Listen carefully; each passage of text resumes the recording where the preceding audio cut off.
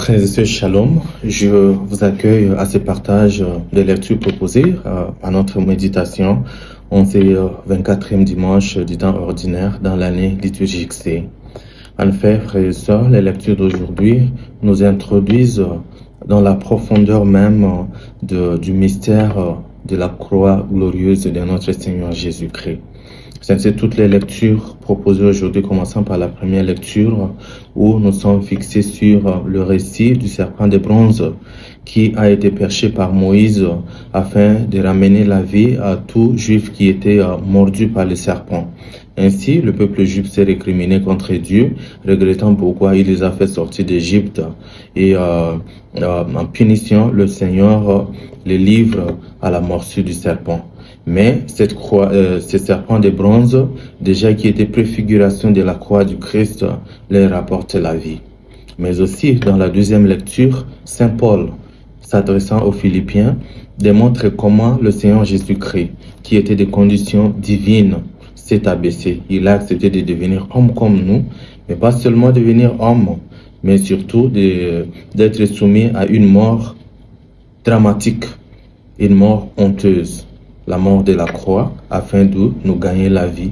Dans l'Évangile, après la rencontre, l'échange de notre Seigneur Jésus-Christ avec Nicodème, le Seigneur annonce sa mort. L'Évangile de Saint Jean, il annonce sa mort, qu'il faudra que le Fils de l'homme meure.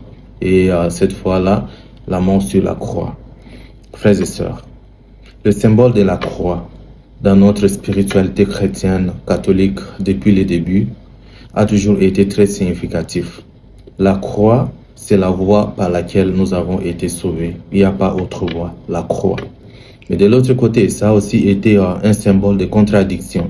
Parce que s'adressant aux fidèles, aux chrétiens de Corinthe, dans sa première lecture, déjà au chapitre 1er, 18e verset, Saint Paul dit clairement que la parole de la croix, en effet, c'est folie pour ceux qui se perdent. Mais pour ceux qui sont en train d'être sauvés, donc pour nous, c'est la puissance de Dieu. Mais poursuivons aussi le même chapitre, verset 23, Saint Paul dit que nous proclamons un Messie crucifié, qui est pour les Juifs une folie, mais pour les Juifs, un scandale. Mais pour nous qui avons cru en lui, c'est l'amour de Dieu qui se déploie. Frères et sœurs, le symbole de la croix démontre de l'amour de Dieu, l'amour infini. Considérant ce que Saint Paul dit aux Philippiens, le Seigneur qui était dans sa toute-puissance, à côté de Dieu le Père, qui pouvait aussi, dans cette toute-puissance, emprunter une autre voie pour sauver l'humanité, et pourquoi pas user de l'armée céleste pour pouvoir détruire le pouvoir de la mort, mais il n'emprunte pas ce chemin-là. Il emprunte le chemin de l'humilité. La croix, symbole de l'humilité du Seigneur, couplée de son amour, mais aussi du sacrifice. Parce que le sacrifice consenti sur la croix n'était pas un théâtre. Le Seigneur a été réellement crucifié. Il a été perché dans les airs. Et ça démontre de l'amour qui se traduit par l'humilité, mais aussi le sacrifice de Dieu pour pouvoir nous sauver.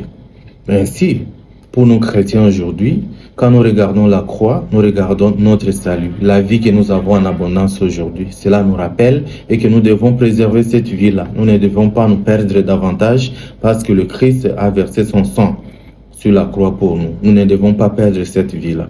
Mais ainsi pour nous, chrétiens catholiques, la croix représente toujours un symbole central parce que à toute rencontre des catholiques, nous devons nous signer. Au nom du Père, du Fils et du Saint-Esprit, nous devons nous signer. Dans nos maisons, on nous encourage à avoir des crucifixes pour nous rappeler cet aspect des choses. Mais hélas, aujourd'hui, il est dommage, la plupart de nous avons honte de ces symboles de la croix. Seulement comme les Juifs et les païens pour qui c'est folie, c'est scandale, nous avons honte de nous signer. Surtout quand nous rencontrons avec nos frères et sœurs d'autres confessions, nous avons honte, alors que c'est notre identité. Même dans nos maisons, parfois nous avons honte de mettre le symbole de la croix, où les jeunes aujourd'hui, ne comprenant pas le sens même du port de la croix, Et ils portent ça comme fashion, comme on dit. Ils portent ça pour compléter leur beauté. Mais la signification de la croix est au-delà de ça. C'est ce symbole de notre vie. Mais de l'autre côté aussi, à travers sa mort sur la croix, le Seigneur nous apprend à emprunter le chemin du sacrifice pour arriver à la gloire, pour arriver à la victoire. Il ne veut pas nous apprendre la loi des moindres efforts. Il ne veut pas nous apprendre le chemin de raccourci. Il veut que nous puissions accéder à la victoire à travers le sacrifice.